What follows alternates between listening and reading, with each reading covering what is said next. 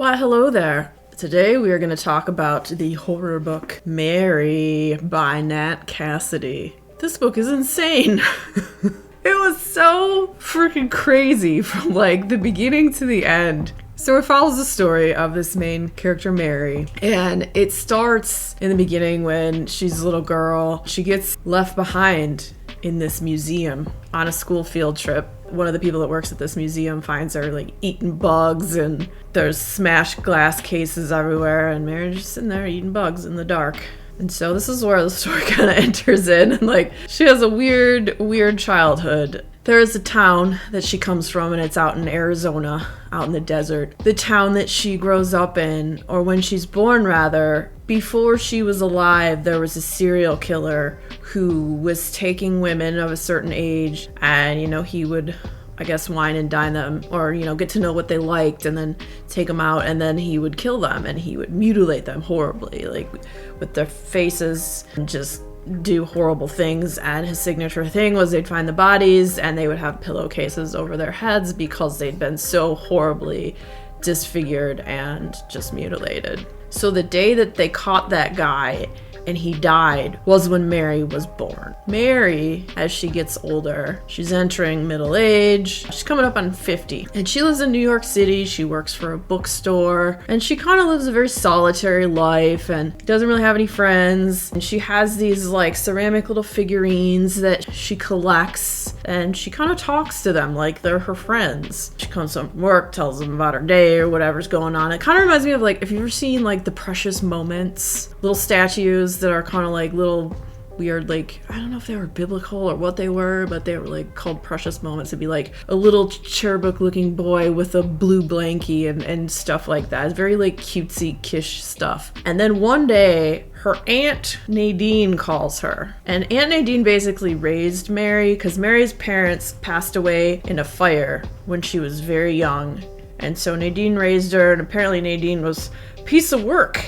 Real, I don't know, if you read this book, you'll come up with your own descriptions of Nadine. She was something, all right. So Nadine calls, gets the answer machine, and she's just like, Mary, Mary, Mary, Mary, Mary, Mary, Mary, and she won't shut up on the answer machine. So like Mary eventually, even though she doesn't want to talk to her, picks up the phone and starts to talk to Nadine. And Nadine's just, she acts like a dick. Nadine is not nice. She never was. She's just very rough and jagged around the edges. But she calls Mary and she's like, I need your help. She's getting old and she just needs someone to come take care of her. And Mary's like, ugh.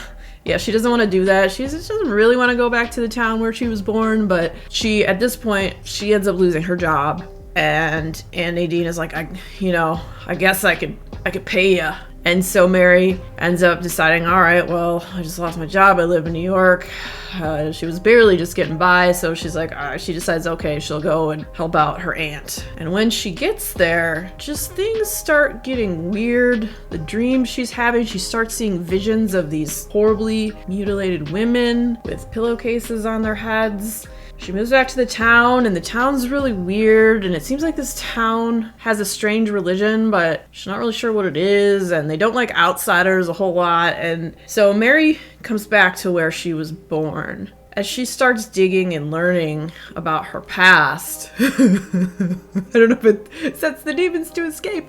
Between the voices and the visions and these women who it turns out were victims of this serial killer that was the son with the last name Cross of this very wealthy family. The old manor that he used to live in still exists, and it's up on this hill. And Mary had like images of this her whole life. So when she comes back to town, she sees this house and she like remembers it and has these like weird memories. So this town that seems really kind of shady, like they have some secret that they're kind of hiding. This book's just like insanity. It's weird and creepy and gory. It's definitely got that like slasheriffic horror vibe going on. It's a bloodbath of insanity. And then what happens as the story like reaches a fever pitch is insane. This book was a lot of fun. If you like a good, absolutely insane horror with some interesting characters, to say the least. And it's funny because in the beginning I really hated Aunt Nadine, but towards the end I ended up liking her. when you start reading this book, you're gonna be like, Sin, how could you possibly ever end up liking Nadine? Well, I don't know, you read it, you'll see. Even though she was a horrible beep, beep, beep, beep. She was a crap bag. She ended up being a little bit okay. Just a little bit. Not a whole lot. And Mary, oh Mary. It's funny because like I read this book and I kept hearing, there used to be this Pearl Jam song. I believe it was called Crazy Mary. I kept like humming that song in my head. What a crazy Mary. Anyway, so this book was super fun. I enjoyed it. The writing was great. It flowed really well. I read it in a few days. It's not super small. Almost 400 pages. And yeah, if you want a weird, slashery horror book that leaves you questioning what's going on in Mary's brain, Mary by Nat Cassidy. If you like horror books, the next video coming up is going to be another horror-related video. So stick around, check it out. And if you had fun hanging out today, click that like button, come back, see me again, and we will talk about more bookish things and weird stuff.